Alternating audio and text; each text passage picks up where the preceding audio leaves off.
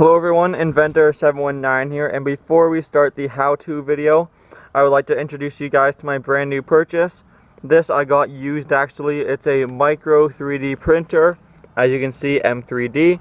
This is a 3D printer obviously. I downloaded the software and I started playing around with it. So hopefully you guys are going to see it in my upcoming videos. Let me know in the comments below what you want to see me make with it.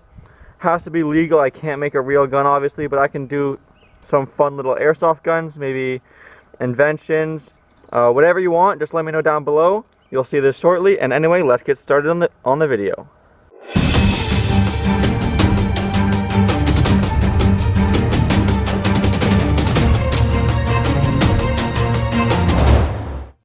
So for today's video, you're going to need a pellet gun, some BBs or pellets, firecrackers, and a lighter. So the pellet gun we're using today is this Chinese one I got from a hawk shop. It is fully wooden metal and it says it's 450 feet per second. So it's pretty cheap. It was like 40 bucks, which is the one I'm using in today's video. It's a brake barrel spring powered gun. I wouldn't recommend doing this with any other more expensive gun or a gas powered or electric pellet or airsoft gun, but that's the one we're going to be using today. And we also, of course, will need firecrackers for this experiment. Here's these two I have here just to show you guys. Basically, these are your standard issue. They're big and red. They're not large, but they're regular size. And these are the tinier ones. Now, the red ones here, I believe, are around 6mm diameter, which is the same size as an airsoft BB. These are too big for a pellet gun. You want the smaller ones, and they actually fit perfectly. This is a .177 caliber pellet gun. As you can see, they fit perfectly just like that in the barrel. So we're going to go ahead and do a baseline test using the regular brake barrel action. As you see, break it in half, pop it back in place. The eBay one has trouble sometimes. And then go ahead and shoot. And we're going to do that, and then the firecracker, and see how much more powerful it is. So first things first, for the baseline testing, I'm going to take one of these ball bearings. Turns out they're a little too small, so I'm going to go ahead and drop it in the lid of this tube of high temp disc brake grease. And all that allows me to do by mixing it around is adds a nice little coating to the outside, so that when I put it in the barrel, it sits nicely instead of just rolling all the way through. Let's go ahead and crack it closed and do a shooting test at this little tin can. So there's the can. It's actually a pretty heavy duty soup can, so it's definitely not going to go through. It might dent it pretty good though. So I'm going to try and aim with no real sight. Here we go. Firing in 3, 2, 1. Let's go check out the damage. Well, I stand mistaken. The lube might have helped seal it up real good. We have an entry and an exit hole. Let's try the firecracker. Alright, so now for the firecracker test, we're going to start with the BB first.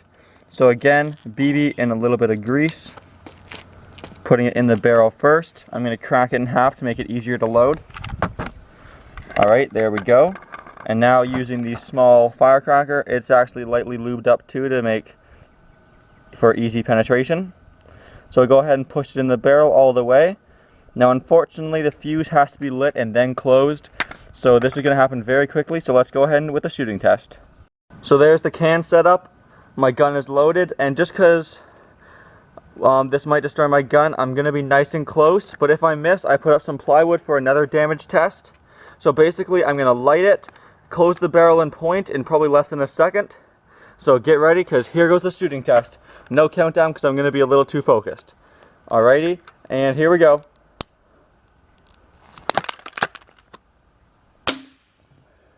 Alright, I think I missed a little high. Here's another round loaded up. Let's try again.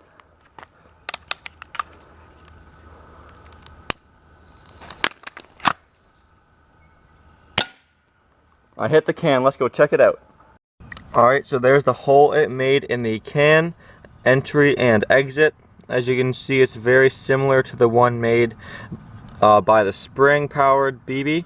Anyway, so definitely a pretty fast gun in both circumstances, but the firecracker, even with just those small ones, were pretty powerful. Here's the shot where I missed. There's where it entered the plywood, and it didn't exit but there's a crack where it hit.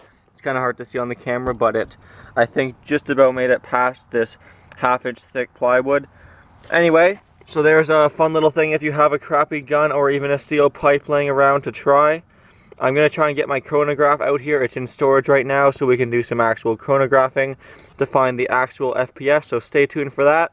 If you're not subscribed, please subscribe for more experiments, awesome videos. Again, let me know what you want to see with the 3D printer.